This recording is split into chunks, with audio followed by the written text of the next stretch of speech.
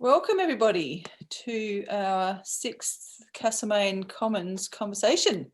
It's great to be here and I hope there's a few of you out there listening to us. So just for those of you who might be new to this, series of conversations has been put together by the Castlemaine Collective. We're a small group of Castlemaine locals who formed in response to the rapidly changing situation with the pandemic and its impact on our community. And we noticed the fundamental disruption to that the pandemic is causing, the need to step up and create a space for discourse and pose some of the fundamental questions that we think are important about the way we live in the long run.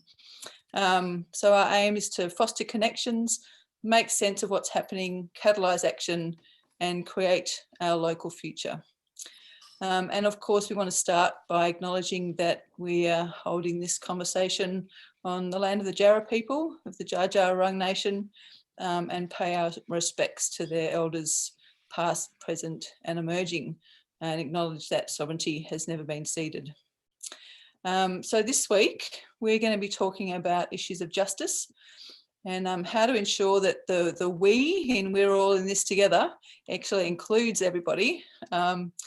The pandemic shutdown has really thrown a bit of a spotlight onto some of the inequalities in our social and economic structures. Inequalities which will probably be exacerbated as we transition out of the shutdown and then into the adaptations required by the climate crisis. So some of these that we've touched on in previous shows, looking at economics and climate change and some of the other issues that we've touched on over the weeks. I really hope that this conversation will encourage our local community to bring some of these inequities to the centre in the work that we need to do. My name's Emma King and my co-host this evening is Matt Nabood. And I just want to introduce our speakers before I handball over to Matt for the first questions to them. So we've got Maree Baird, who is the Bendigo Community Services Manager for the Salvation Army. Margaret Rasa, who is a local member of Rural Australians for Refugees and an advocate with the Refugee Council of Australia. And Paul Gianni, who is a very active member of the Mount Alexander Shire Disability Advocacy Group. And welcome to you all and really looking forward to having this conversation this evening.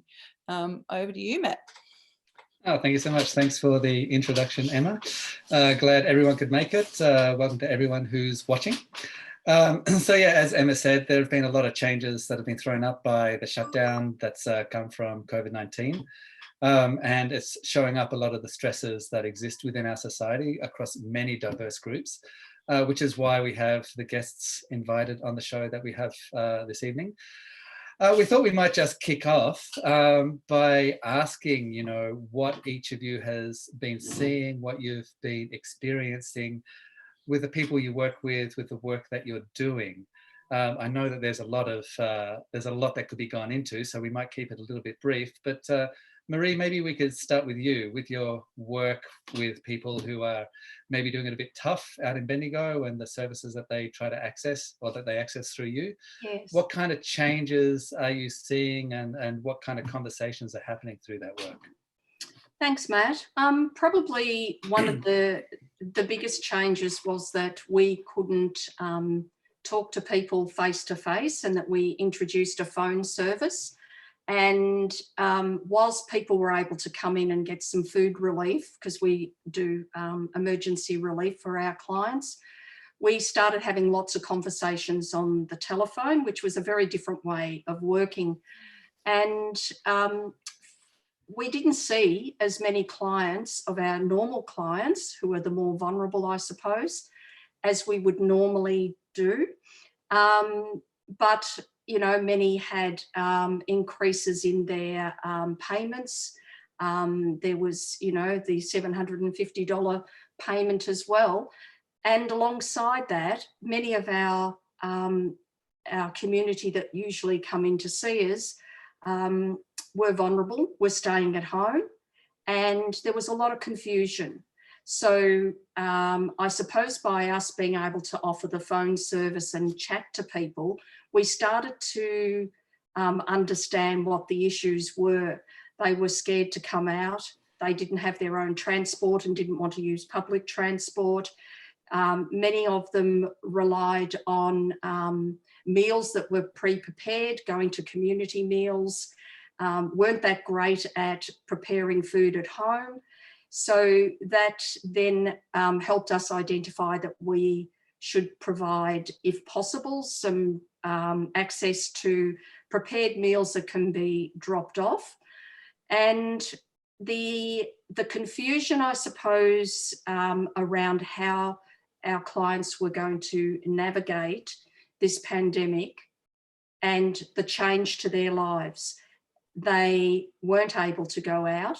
They didn't have the supports that they normally have, their usual places that they could go, and the social isolation, and I suppose the impact on their mental health around confusion, but not knowing what to do and where to go to have that conversation. And the other thing that came out early on, I suppose, was if you didn't have a mobile phone and you maybe didn't have access to a computer to do some online ordering and that sort of thing, that then even made it more difficult. So it sounds like, I mean, starting off, there was some relief because, you know, who knew an increase in the New Start payment made things easier in some ways, but then there's been a whole lot of extra layers of stress and tension that have also showed up, including the digital divide, which is something I think that is really across the board, not just with your clientele. Paul, for the people that you engage with and the people that MASDAG, Mount Alexander Shire Disability Advocacy Group, works on behalf of and with, what are some of the changes, some of the stresses, some of the other things that you've been noticing during the shutdown and the impacts of COVID-19? Sure. Thank you, Matt. Pleasure to be here. It's a difficult group to claim to represent. I just want to make, I guess, a disclaimer or a comment that when talking about people with disabilities, and by default, people that are ageing and with health issues, it's an incredibly diverse community. It's certainly not a homogenous group. The majority of people with a disability in terms of government stats have an intellectual disability. And then the next largest group are people with mental health or psychiatric issues. So there's really, and then it goes on obviously to capture and include people with sensory disabilities and mobility issues. But you know, only 5%, for example, of people with disabilities are reliant on wheelchairs, for example. So from time to time, I may qualify my comments as to which part of this community or that sub-community my comment might relate to. But one of the really rich ironies is that people with disabilities are vulnerable and have been marginalised anyway. For many people with disabilities, this is not a new phenomenon. The only addition is the fear and the unknown. But many people with disabilities experience physical and social isolation anyway. They can't access services. MASDAG just recently conducted a survey of businesses and services in Castlemaine, and a little over half are not accessible anyway. So even if there wasn't a pandemic and you weren't told to stay home, the people with disabilities can't access those services anyway. So in a way, it has compounded their social isolation. We'd like to talk about nice phrases like inclusion and diversity, but the reality is most of the people that would be captured under the title disability, this has certainly made their lives more stressful, as is the case with all marginalised people. But it's perhaps better, and at some other point in this conversation, we'll talk about why they're marginalised and what can be done to improve that. But certainly I agree with some of the earlier comments. Not everyone has access to a smartphone and the internet. Not everyone is represented by the NDIS. There are issues that are faced by people on disability support pensions who can't get food deliveries because they haven't got a big bureaucracy negotiating on their behalf. So it really is a mixed bag. Certainly overall, the impact is negative and people with disabilities' lives have no doubt been impacted by the pandemic. So this is really showing up problems that already exist.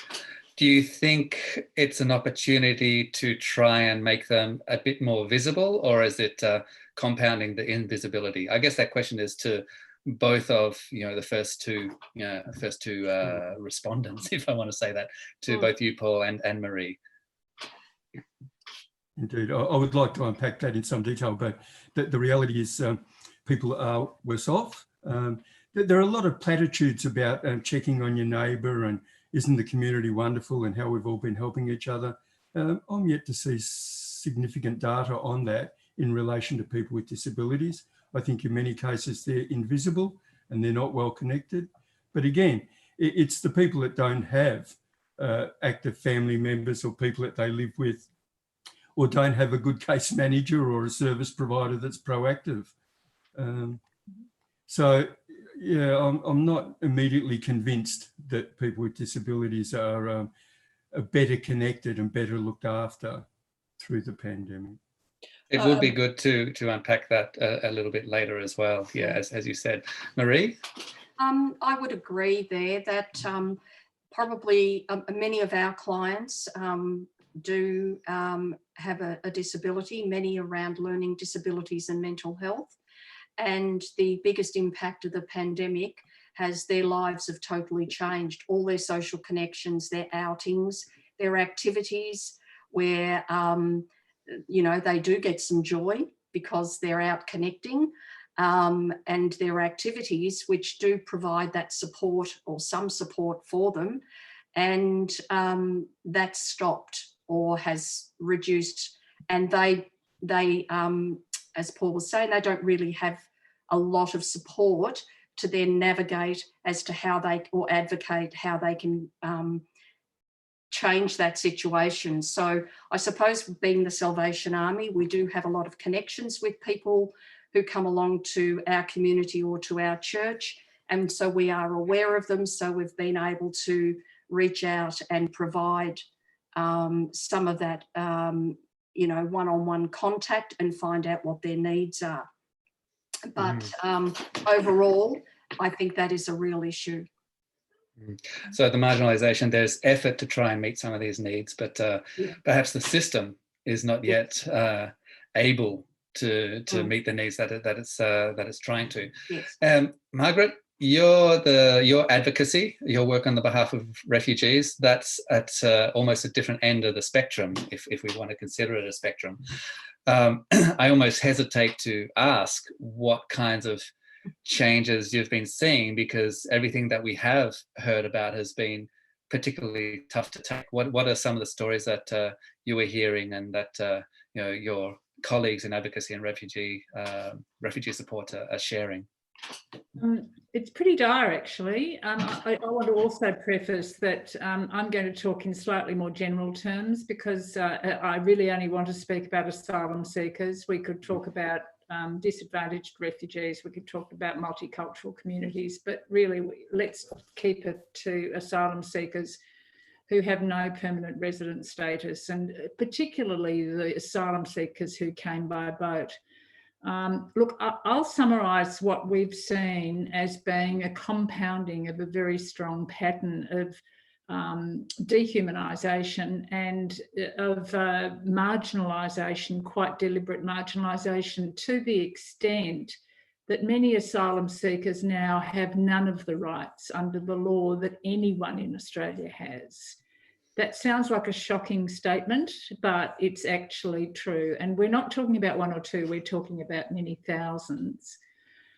Before the pandemic, we had a situation where people's legal rights had been removed, where their access to any social support was less than anyone else's, less than Newstart, if they got it at all, but where we were seeing asylum seekers being tossed off support on the notion that they were going to go and get a job. And in many cases, they weren't able to get jobs. I won't go into the difficulties, but that trend was already there, and the advocacy sector was working very hard with that. Since the pandemic, we now have a situation where even people who were working on temporary visas have lost their work. And so we have thousands of people living with no means of support at all.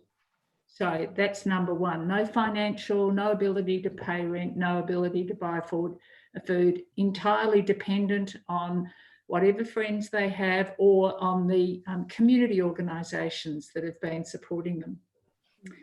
On top of that, there is what I think Maree mentioned as the fear factor: lack of knowledge, lack of information, lack of language, not knowing when they can go out. And we've noticed in the sector that many organisations have had the responsibility of moving into the space that used to be government space, which is providing translations. To be fair, it was a fast-moving environment, but the access to appropriate health information, public health information in language, just hasn't been satisfactory. That, combined with the fact that people who are poor, living in cheap accommodation away from cultural supports, and not being able to leave their house, and only relying on charity for data and for mobile phone connection, if they have that at all. So compound that with children who have to be homeschooled, the parents don't actually understand what's going on, and they may not have, our sector has been providing laptops, has been providing data, those types of things. I know other parts of the community have too.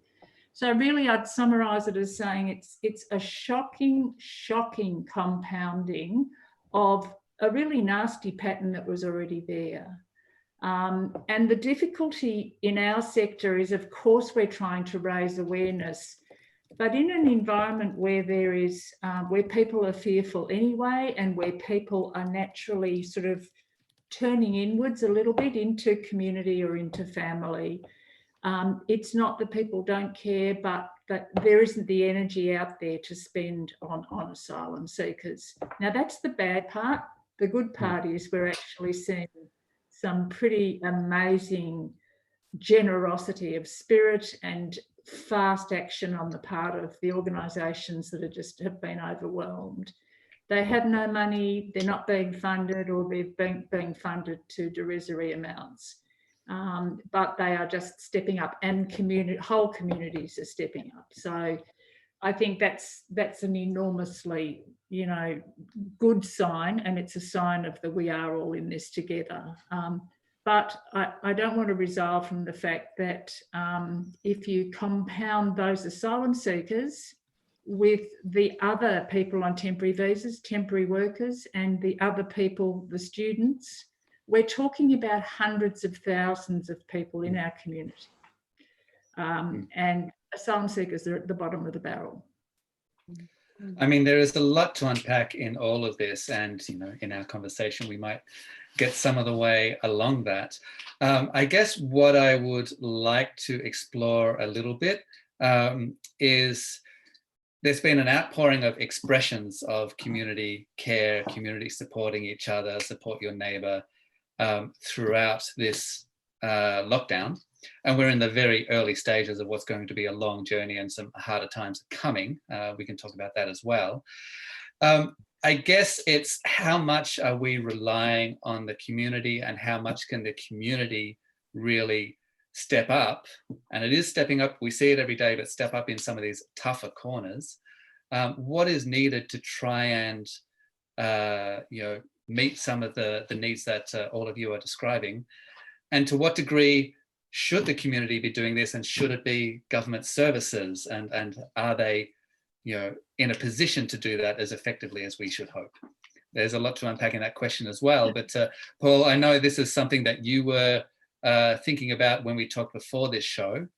Sure. What are some of your thoughts on that difference, on what community can do, what government can do, and how maybe those two can connect? Sure.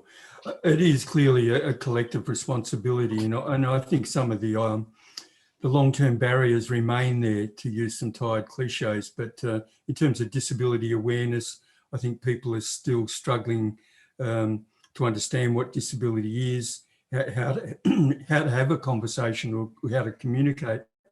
Some people with certain disabilities, in fact, do have communication issues, which makes it physically and logistically difficult to communicate. You need to be patient. You might be dealing with someone that has a speech impediment or that's using a communication board or an aid. These are only relatively small percentages, but again, that's the very beginning is if we can't relate and we can't communicate, then we certainly will never develop an understanding of each other and what our needs might be. I think it's difficult when you use category or categorise people by saying that they're vulnerable, they're victims. If they're marginalised, it's often because they have a lower level of education. They may have ongoing health issues, unstable housing.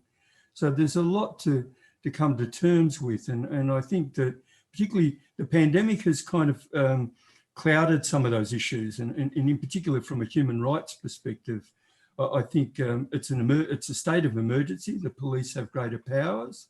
There needs to be active monitoring of how those extra powers are used. It's an ideal opportunity to look at the real issues that were there before the pandemic and that have been exacerbated by the pandemic, like affordable housing, like education, community access, employment. All of those issues were with us before the pandemic and have been amplified now by the pandemic. Maree, you also had some thoughts around how far services can go and what, how much is being relied upon to be delivered by community. Marg also talked a little bit about that just before. What are some of your thoughts on, how much is being put on the community side and how much the service provision from the government side can reach? I think if I put my hat on is in providing services to a community, it has shocked us into being, we have to now be really quick in response. And when I hear, what Margaret and Paul are saying, there's even other areas that we probably haven't considered. We have to be able to respond quickly.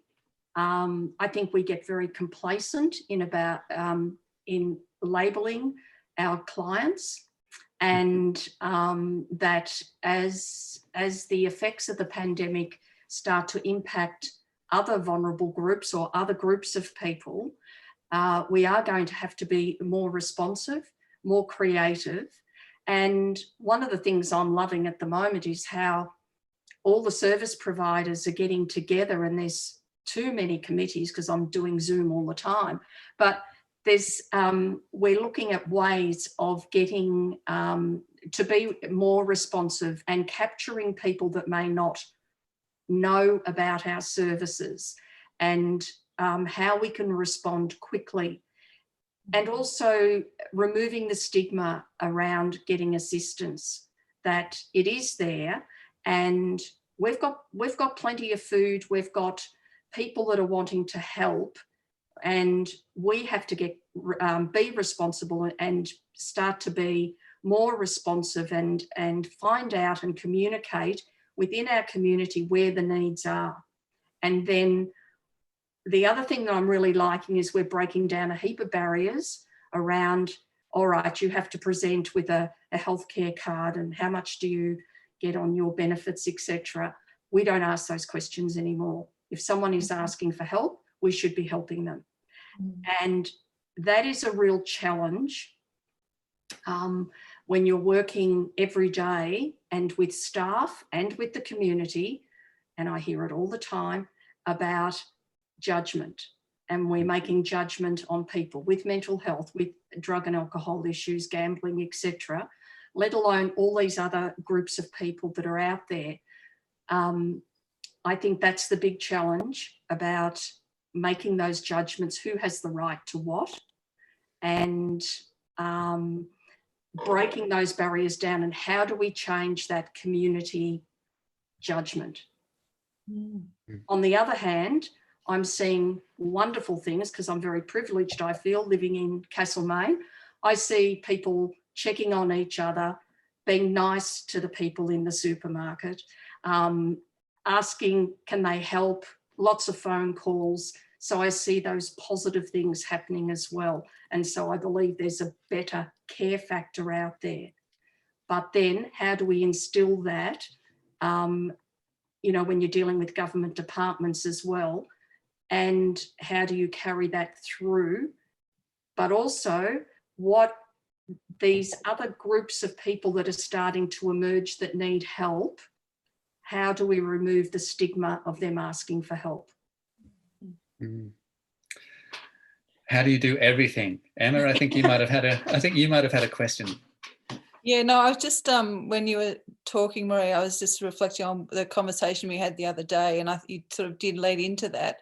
But one of the quite interesting things that I've seen is there's been this sort of hopeful side of people going, well, now people will understand how difficult it is to be on benefits, how difficult it is to live in poverty. But then there has been online, I've seen some backlash against that, with people saying, well, why do the dole bludgers get to have the same amount of money as me? I'm more deserving. So it is exactly about that breaking down the stigma. I'd be really interested to get your thoughts on maybe some of the ways that what we can actually do to entrench some of the positives that are coming out of this, some of that care and compassion, and use this as a motivation and a guide for how we can actually look at these areas in sort of future long-term transformation rather than just reactive in a crisis. Can I also, you're asking Maree, yes. No, anybody, Margaret, go. Yeah. No, you go for it, Margaret. Look, I was going to say that my personal view is a bit naive and Pollyanna, and it is that people basically want to be nice and want to help, and they will naturally do it. But that unfortunately we're seeing an overlay of messaging that people haven't learned how to interpret. They haven't learned how to interpret the framing of what the government is doing in such a way as to say, hey, hang on, that's picking on X. We don't believe that that person is a person. I really wanted to say that when we're talking about what can we do, I think that we need to remember that natural spirit of generosity that we see in the IGA, or I see in my street here.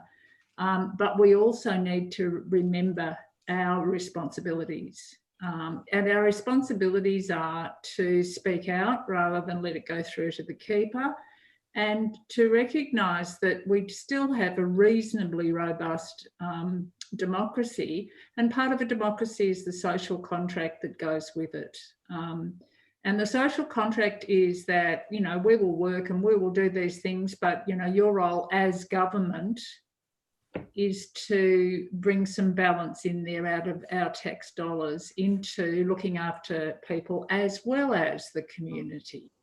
And I'm saying that because I think that the first thing we need to name is that yes, the community will help, yes, we will step up, yes, we will be neighbourly, but we expect of our government to have budgets that give evidence to the fact the government is taking responsibility as well for citizens that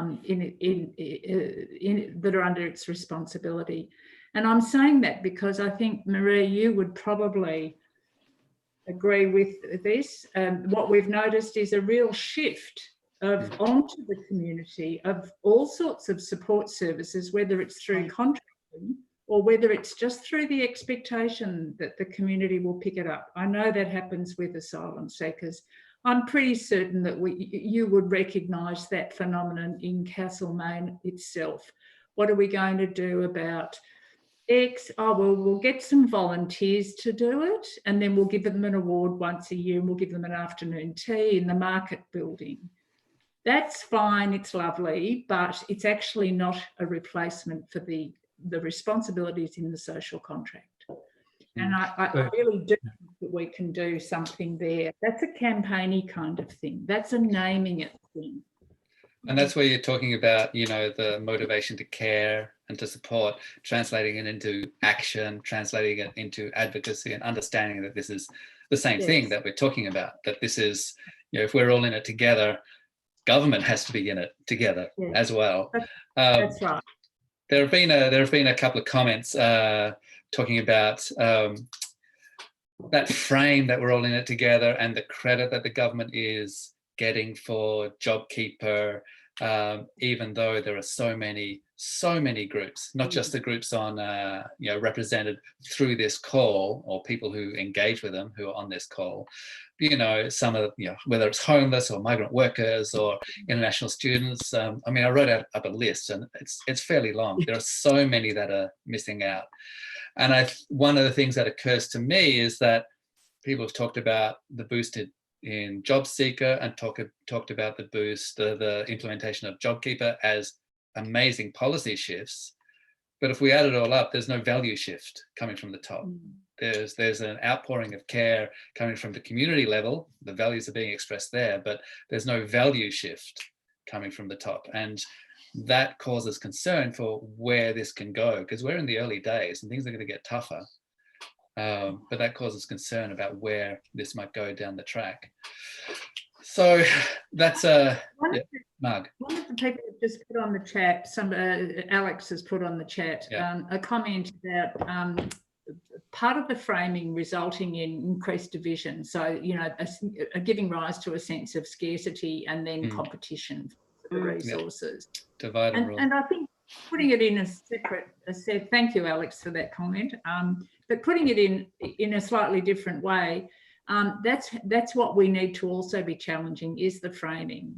Constantly, when we are told, now you've had your turn of being locked down, you have to all get back to work, there needs to be a balance in that as well. There needs to be a balance in the economic or the neoliberal framing. I'm sorry to use buzzwords and jargon, but it's so obvious with government that we need to name it and we need to challenge it as well in our actions. I think that there is an elephant in the room in that there are divisions within the community. The fact that there is legislation which compels governments to do the right thing, and most elements of the community, the fact that we do have equal opportunity legislation and human rights charters, suggests to me that not everyone is doing the right thing. They have been pitted against each other, and governments on the surface appear to be taking a bipartisan approach. And some of it is certainly not sounding like the normal rhetoric you would see from a Liberal government. And that's inspiring in a way, to think that in a time of crisis, people can, that they've been prepared to increase unemployment benefit, for example, but at the same time, they haven't increased the disability support pension. So it leads for people to be pitted against each other. But the elephant in the room I allude to is that I think that there are also parts of the community, I've heard the phrase, the boomer remover. It's in a sense coming from younger people that don't see it as a problem, that the symptoms are mild, they can get on with their life. All this is about older people. And the economists are starting to take over. They're saying, well, what price of life? So I don't think it's all roses. I like to believe, and I do believe, that there is a humanity and a humanitarian approach from most people. But certainly panic buying and other behaviours suggest to me that it's not, unanimous amongst the community. So with that, we are facing some opportunities, we're facing some challenges. I don't think anyone on this call or on this conversation would be surprised by that. What are some of the measures in your own sectors perhaps, or after that maybe more broadly as well? What are some of your own measures that you've been thinking about or considering that might be able to strengthen, I guess, the care response, turn it into something a bit more permanent, or broaden it so that when people are thinking about this response, they are including the people who are on that long list who are not getting extra support? Have there been some thoughts? I think, Maree, you were talking about, okay, there's going to be people coming through your area that have never been unemployed before. Yes. Maybe they'll see themselves as the worthy unemployed and not for long in their assumption. But is there other things that can be done to, get to the other side of that, where it's more about seeing the empathy side rather than dividing themselves off from others that, you know, might be stigmatized as less worthy. Yes, I suppose it is about breaking down all those barriers and the conformities that we have for people accessing any assistance, and that's from the way you're treated when you come into reception, or the way the phone is answered when people are accessing a service. I think we have to broaden our thinking in with a new cohort of people emerging, and this is all predictive at the moment, in 4 to 6 months or so, people being unemployed and benefits running out, or underemployed, who have never been in that position before.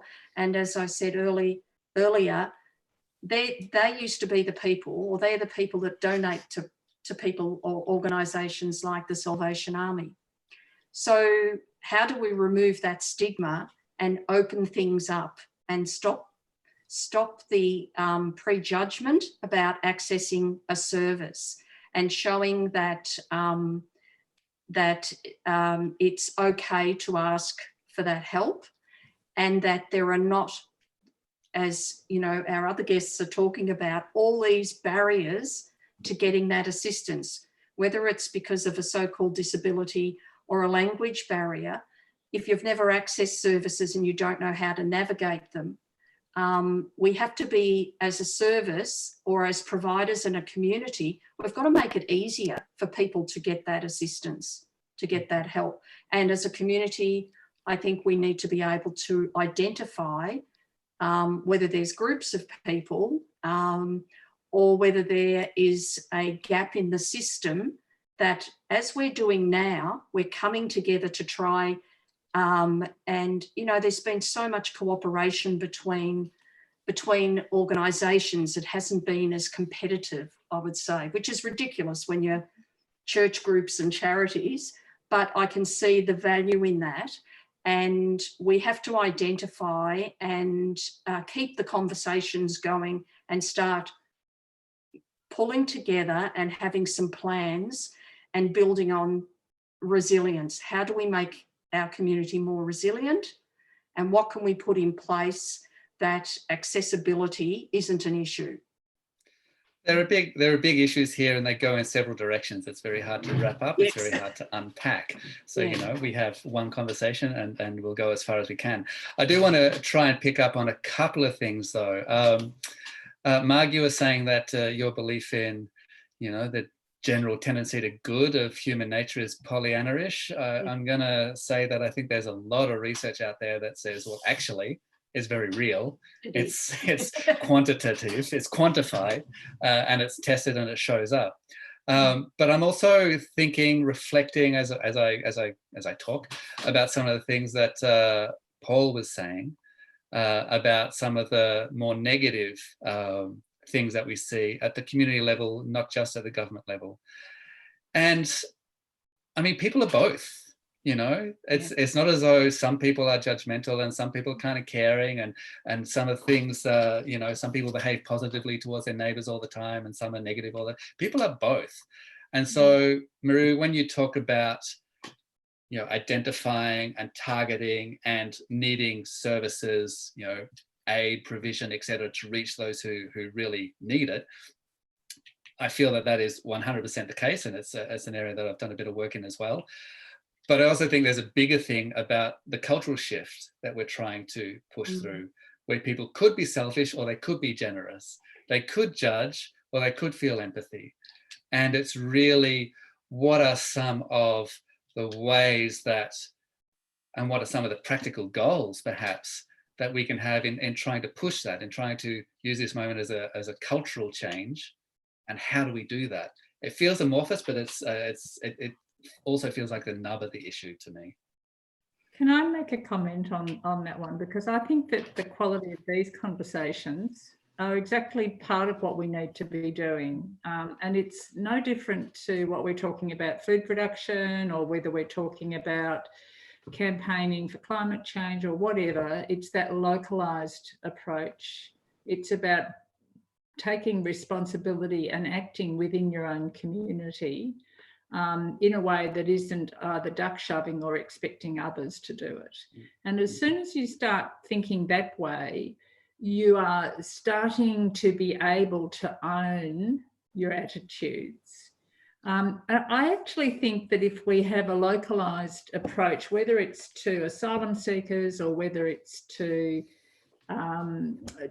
people who have never been unemployed before but have suddenly become unemployed, or whatever it may be, that we can take individual responsibility for saying, I don't agree with you.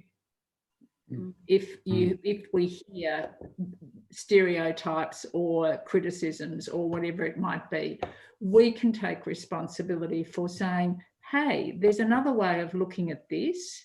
How would you feel if this was your brother, your sister, you know, whatever it may be? And it's not about being confrontational, but it is about naming the myths and then challenging them at a local level. And I think that once you actually make it a little bit more bite-sized, chunky, then you have far more potential for opening up the discussion, for opening up the information flow. I actually don't believe that we're ever going to have Pollyanna land. I think there will always be people who will hold nasty views, but I think that we can all do a bit more work to having a positive, forward-looking and resilient community by looking people in the eye and engaging with them, and engaging with them on the truth value that you have. I agree. They're quite inspirational phrasing, and I'd just like to support that in fact people can and do need to own their own actions and their own behaviours.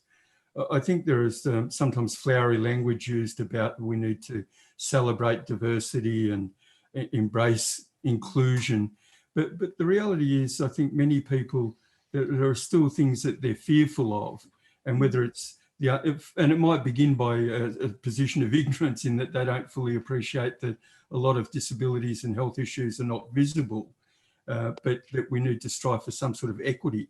We're not always going to be equal in terms of monetary or in social power, but as humans, as individuals, we can do things. And it does start by that look in the eye and that smile, just an acknowledgement, starting to acknowledge people. And I think on many levels, things have slowed down, and that there are some really positives that have come out of that in terms of the pandemic and for the community. People are now starting to question the speed of their life previously, and trying to maintain some of the good things that they've learned in the last 10 weeks. It's something that occurs to me, and it's not just in this pandemic, but you know, the pandemic and what we're experiencing brings it out. I mean, you on this call and the work that you do are often identified as issues. You know, what do we do around, you know, intergenerational poverty? What do we do around disability? What do we do around asylum seekers? And it's kind of like, so it feels all divided when you start talking about it like that. Yeah. But when we're talking about it as, you know, what we care about and what we value, we're all saying the same things really, really quickly. And then when we get to the tactics of how do we do this, because there are different needs, then it gets complicated and we seem to devolve into issue again. I'm not entirely sure whether there's a breakthrough moment in this, whether the fact that we're talking the way we're talking is, you know, and the experience that everyone's having in COVID is a way of tying that together a bit better and saying, hey, this is a values thing, it's not an issues thing. How do we do that and at the same time have the kind of tactics, the kind of demands? There's a question from Alex in the chat about roadmap campaign strategies as well. The kind of tactics and demands that we have and say, hey, look, this is about what we all value. It's not about disability as an issue or, you know, poverty as an issue. Is it time to start talking about tactics and what we need to do after this and framing it as a whole of community value that we want to pursue? Or am I talking in too abstract terms here? I suppose one of the opportunities that we've had in this time, and I've heard this comment from people I'm having conversations with, is that it's been everything slowed down. We're living a simpler existence, and there's been time for reflection. We're understanding that, you know, family and friends and connections in the community, our health, and if we have to rely on other people, how important that is, but also, and I like being a bit Pollyanna-ish as well, that that we're acknowledging, you know, you've got that time to be grateful. And then other things start to fall into place. I'm really grateful that I live in a community like Castlemaine where there are people who do care. So how do we then extend that, I suppose, to not losing it after things start moving again? And are people really going to make a change in their lifestyle, and have they already made that shift in their how they're going to approach their lives and how they're going to approach other people? Are they going to be more open to those changes, and are they going to be more open in those conversations where they might have had a really strong opinion and not been as thoughtful about other people in their community? I know that's something that I'm sort of working on, particularly with our workforce, but, you know, personally as well, I'm learning all the time around how can we as a community start to move on this a little bit and capture it, I suppose, and then be able to build on it, because I do see it as an opportunity to learn and then to develop as a community.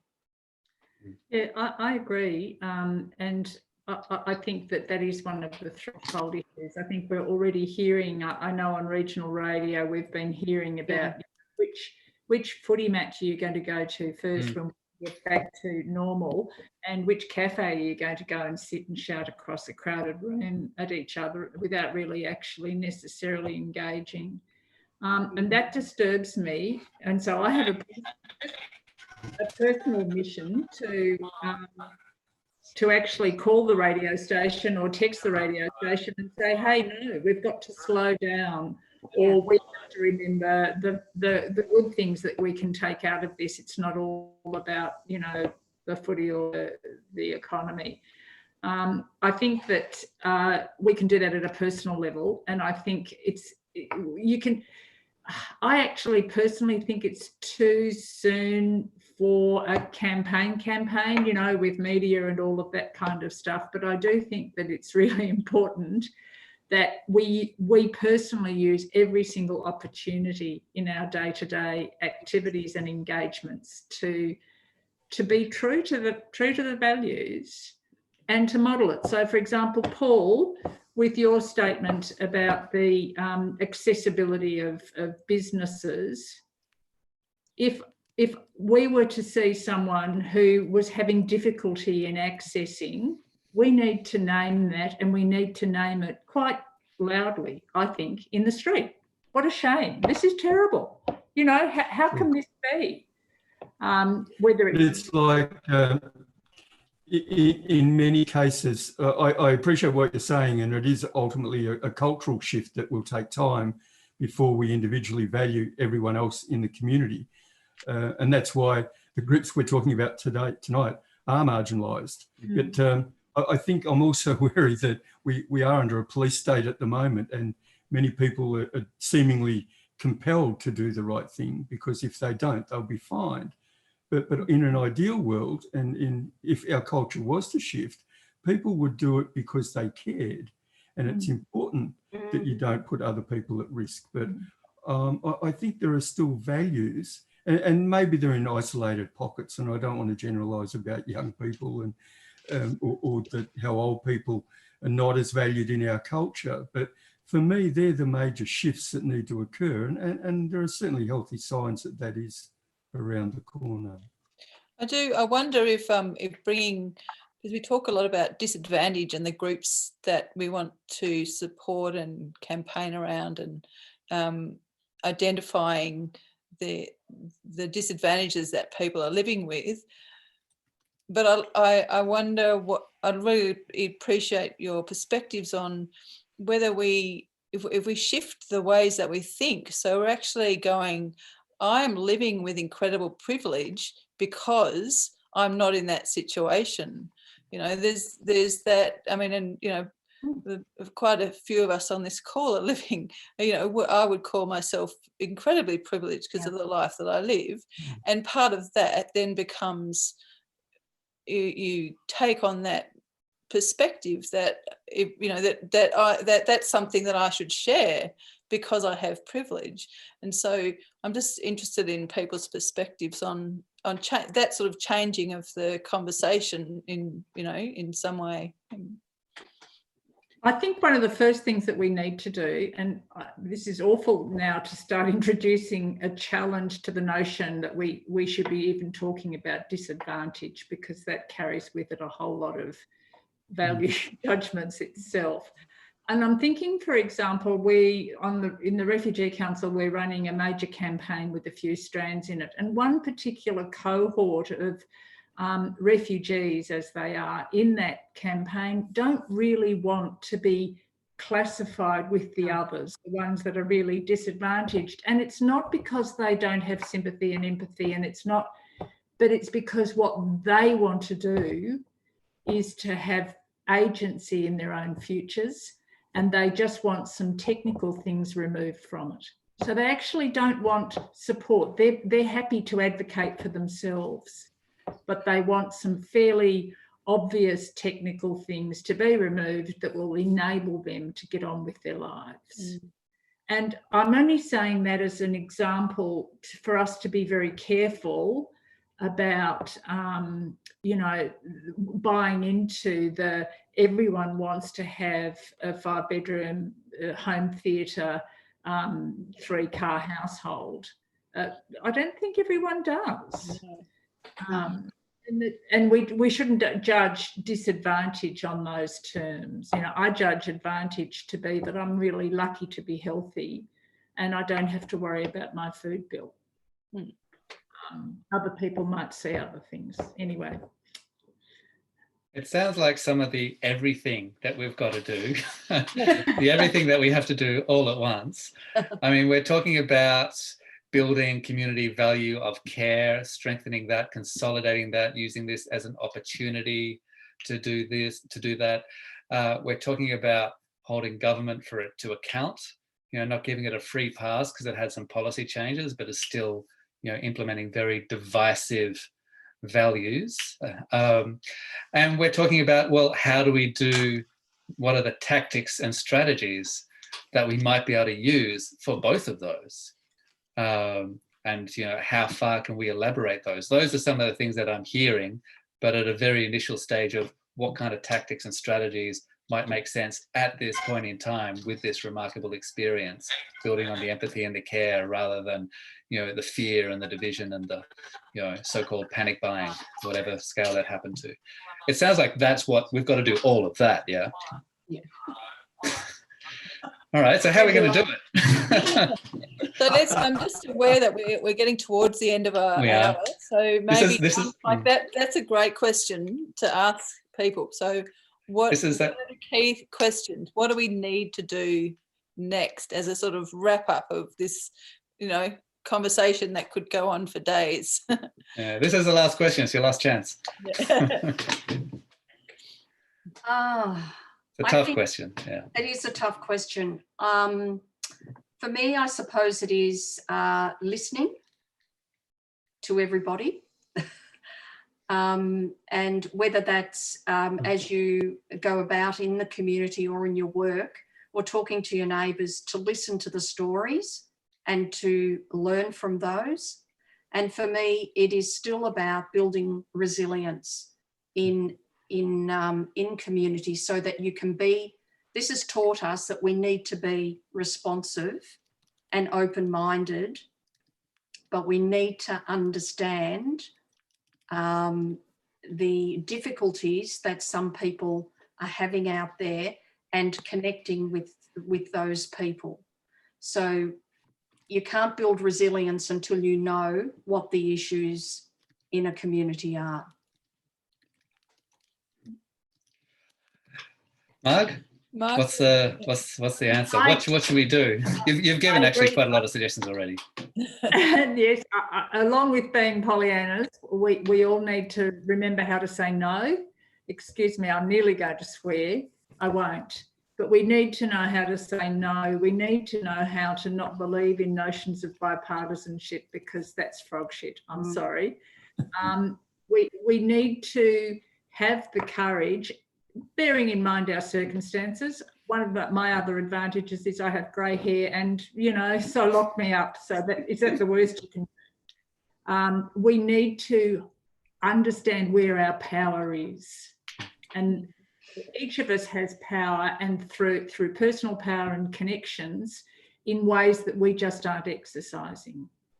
That is part of saying no, or this is what we want. Paul? For me, one word would be respect. It's based on taking the time to listen and not to judge, but mutual respect, which generally comes from a position at a time when you feel good about yourself. It doesn't need to be a dog-eat-dog world by any means. Beautiful. Those are all great. Yeah. So I think, yeah, it's probably about time to wrap this up. I just want to pass on one comment from Lucy in the chat about recognising, and this is a lovely way to end, I think, recognise how we're all connected, and that when one person suffers, we're all diminished, and that this is one of the cultural shifts that we can make. And I think that's a really important thing to remember. Yeah, so once again, lots of things that have come up that could continue in many more conversations. So I really appreciate the time that all our guests have taken to be here tonight, but also to chat with us beforehand and bring their wisdom and insights to this conversation and to our community. We're very lucky to have such amazing people living here.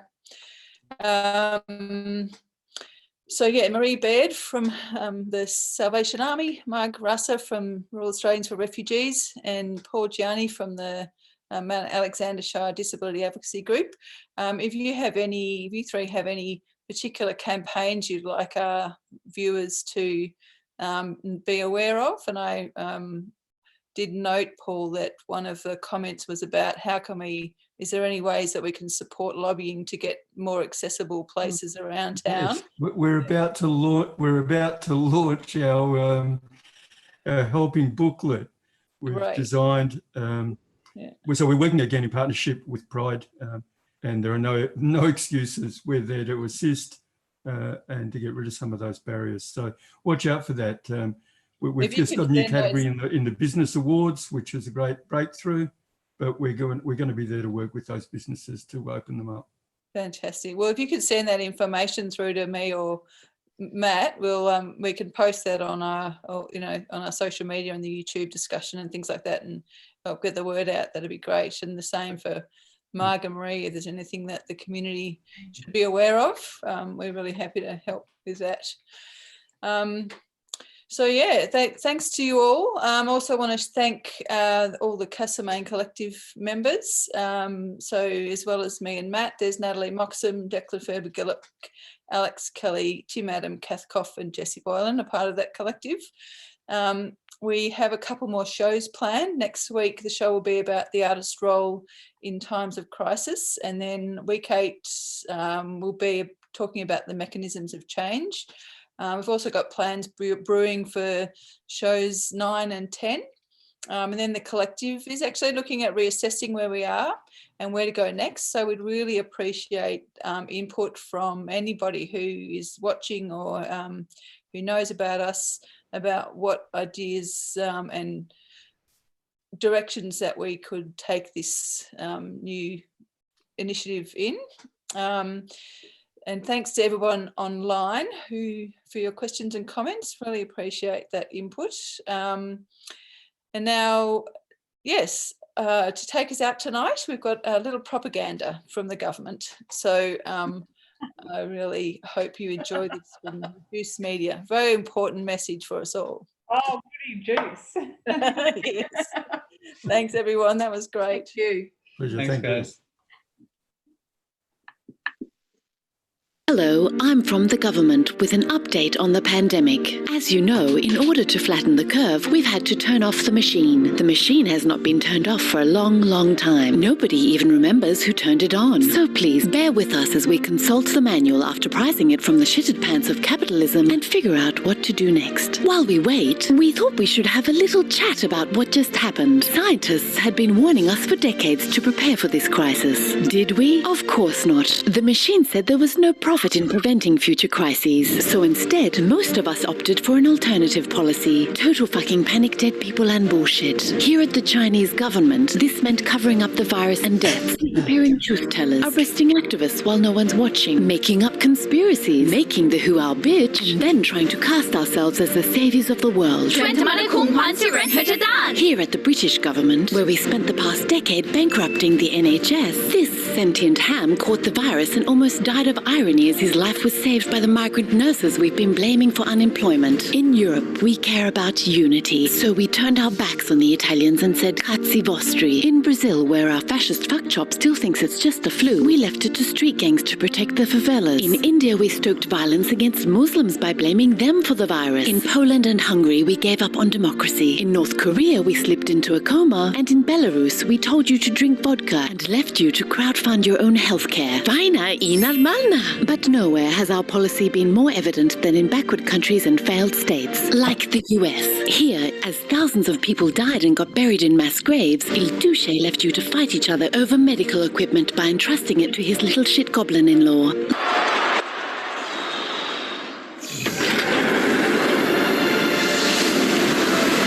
No, this isn't a dystopian sci-fi flick. This is the result of 4 cancerous decades of neoliberal shitfuckery. Sure, in some places we aren't doing too badly. Here at the Australian government, we shocked the world by not being the shittest for once. And in New Zealand, we depressed the world by reminding you that unfortunately this isn't your leader. But sadly, when it comes to flattening that other much, much bigger curve that scientists have also been warning us about for decades, it won't be enough for only some of us to get it right. Closing our borders won't help. We either all nail it, or we all total fucking panic dead people and bullshit. Oh look, the machine is almost ready to restart. Before we go back to normal, know that during this pause, we too have noticed the reminders of what we've lost. Time with our children, life returning to our shores, cities and neighborhoods, the sight of the Himalayas, of the universal logo, and of those distant places awaiting us if we don't blow this. These signs of a better world are enticingly close. If only we could just... This has been a message from your local government franchise. Send help. Authorized by the machine.